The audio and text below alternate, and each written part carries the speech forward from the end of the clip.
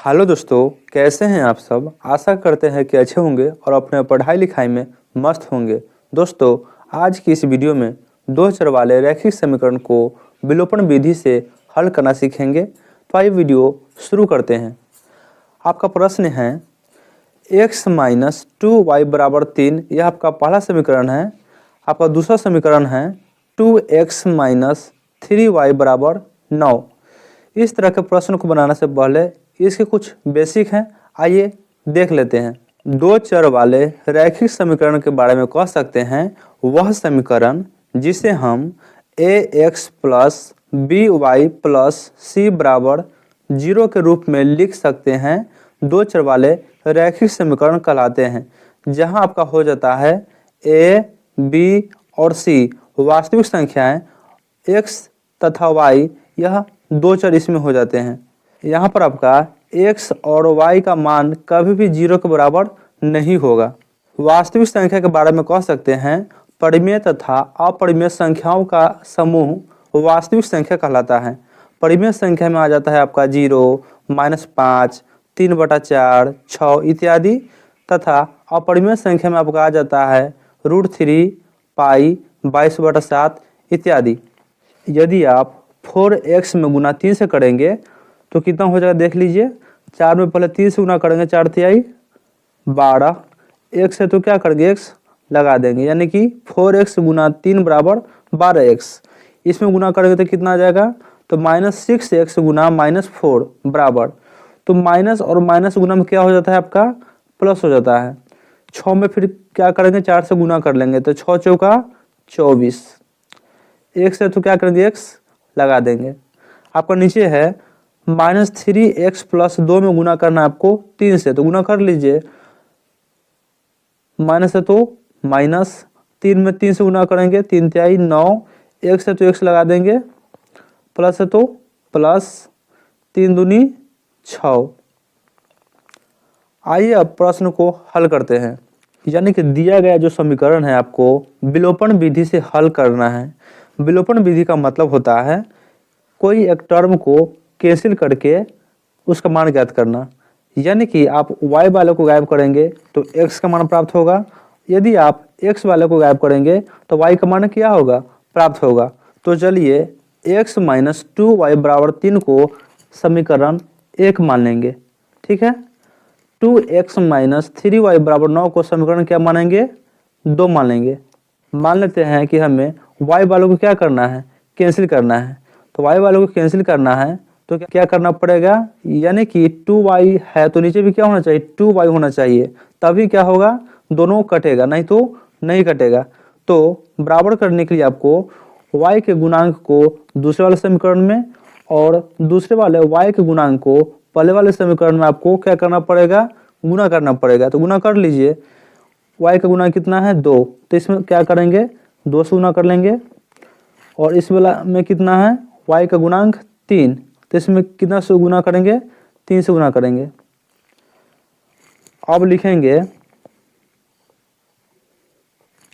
समीकरण 1 में 3 से गुना तथा समीकरण 2 में 2 से गुना करने पर, तो गुना करने पर आपका आ जाता है 3 में पहले क्या करेंगे, 1 से गुना करेंगे तो कितना जाएगा आपका 3x, कितना 3x, माइनस है तो माइनस लगा देंगे।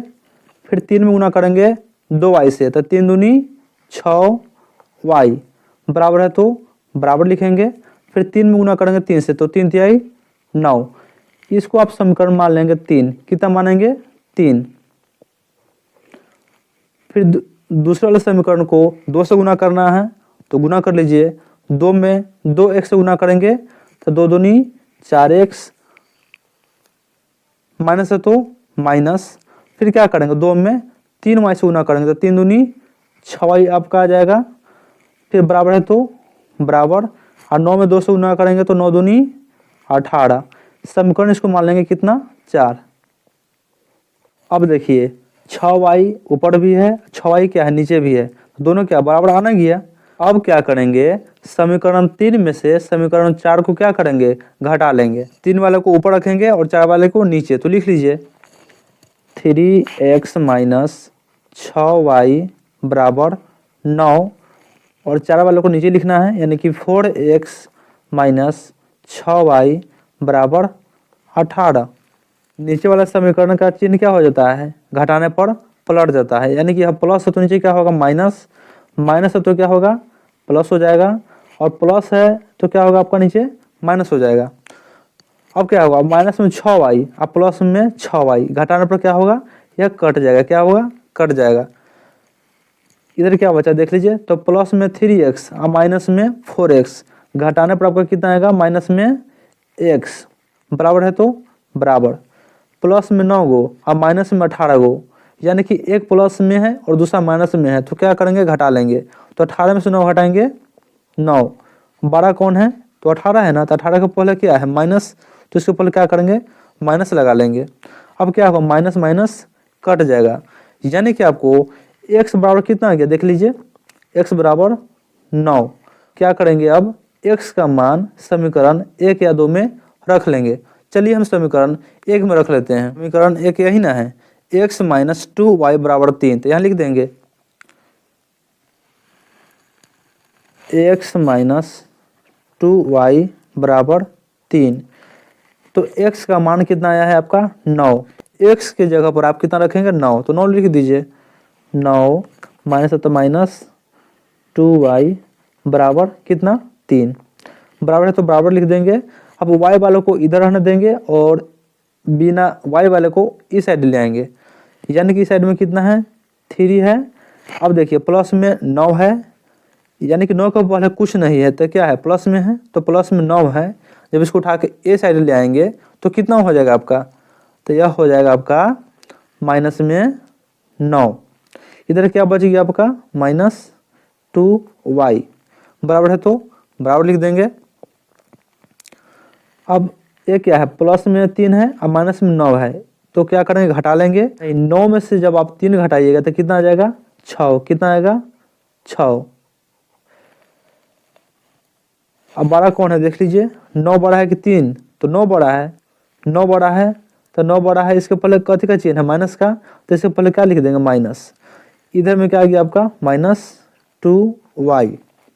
जब आप y का मान निकालेंगे तो बराबर क्या हो जाएगा आपका माइनस 6 बटा कितना, नीचे देख लीजिए माइनस 2, यह बाटा में चल जाता है, माइनस माइनस कट गया, 2 से 6 कट जाएगा कितने बार में, 2 से 6 कटेगा कितने बार में 3 बार में, यानी कि आपका x बराबर कितना गया देख लीजिए 9, और y का मान कितना गया आपका ये वाला 3।